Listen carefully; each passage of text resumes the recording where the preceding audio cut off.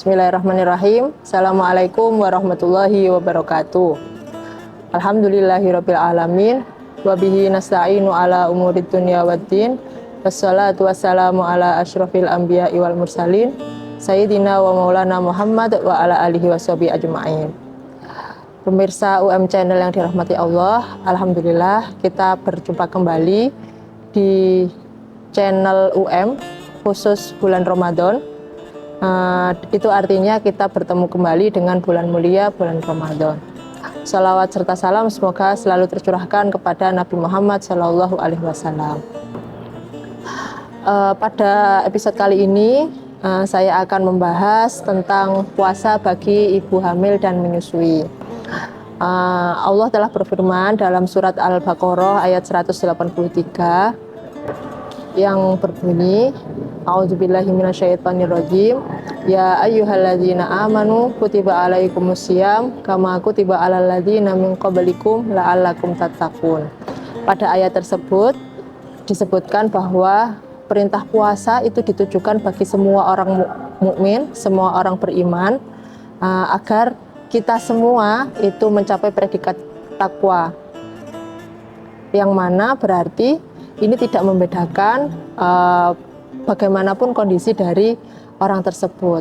Dalam kitab Al-Yaqutun Nafis disebutkan bahwa kategori orang yang wajib puasa adalah Islam, mukallaf, mukim, dan mampu dan sehat. Ya, berarti ketika kita membahas puasa bagi ibu hamil dan menyusui, mereka ini sebenarnya adalah orang atau kategori orang yang wajib untuk berpuasa. Banyak orang yang bertanya kepada kami, apakah aman bagi ibu hamil dan menyusui itu untuk berpuasa? Maka jawabannya adalah aman. Banyak penelitian itu membuktikan bahwa tidak ada efek negatif dari berpuasa di bulan Ramadan ataupun berpuasa pada bulan lainnya itu pada kesehatan ibu maupun kesehatan janin maupun juga kesehatan anak yang disusui, sehingga aman untuk berpuasa. Karena sejatinya kita ini di bulan Ramadan ketika berpuasa itu kita hanya mengubah jam makannya saja, jadwal makannya, tetapi tidak mengurangi kualitas dari nutrisi dan hidrasi yang masuk ke dalam tubuh kita. Terkadang ada kekhawatiran tersendiri dari ibu hamil dan menyusui ini. Mereka seringkali merasa khawatir dan juga takut ada kendala ketika berpuasa.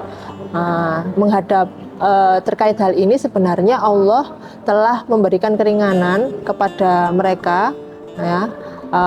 Dalam Quran surat Al-Hajj ayat 78 disebutkan, wajahidu fillahi haqqa jihadi wajtabakum wa ma ja'ala alaikum fid-dini min haraj. Berjuanglah kamu pada jalan Allah dengan sebenar-benarnya. Dia telah memilih kamu dan tidak menjadikan kesulitan untukmu dalam beragama. Jadi agama Islam ini adalah agama yang ramah bagi semua orang, termasuk bagi ibu hamil dan menyusui. Lalu bagaimana tips agar ibu hamil dan menyusui ini tetap sehat dan kuat selama berpuasa? Ada beberapa hal. Yang pertama adalah memastikan kualitas nutrisi yang masuk ke dalam tubuh pada saat sahur dan juga berbuka. Dalam satu piring itu pastikan ada karbohidrat, kemudian protein. Protein dapat bersumber dari hewani maupun nabati, kemudian ada serat dan juga ada vitamin. Nah, serat ini dan serat khususnya dalam sayur dan buah itu sangat penting bagi ibu hamil dan menyusui agar tidak mudah merasa lapar. Kemudian yang kedua adalah memastikan hidrasi cukup. Jadi memastikan asupan cairan yang masuk ke dalam tubuh itu cukup. Berapa jumlahnya? Jumlahnya adalah minimal 3 liter sehari. Kenapa? Karena ibu hamil itu juga berbagi cairan dengan janinnya. Kemudian ibu menyusui juga memastikan ASI-nya ini cukup untuk bayi yang disusuinya. Kemudian memastikan agar istirahatnya cukup, tidak melakukan aktivitas yang berat, dan juga mengelola stres.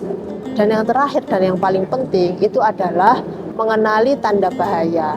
Apa tanda bahaya yang dimaksud? Tanda bahaya jika ibu merasakan lemas, pusing, kemudian pingsan, atau misalnya bayi terasa tidak bergerak di dalam perut, jika itu ibu hamil, atau misalnya bayi kok tidak kencing atau kencingnya hanya sedikit, jika itu bayi yang disusui, maka disarankan untuk segera membatalkan puasa.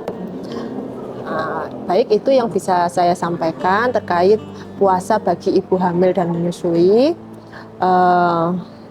Semoga bermanfaat untuk para ibu di luar sana. Semoga kita bisa menjalankan ibadah Ramadan ini dengan penuh tulus ikhlas dan ibadah puasa kita diterima oleh Allah. Sekian dari saya. Wabillahi taufiq wal hidayah. Wassalamualaikum warahmatullahi wabarakatuh.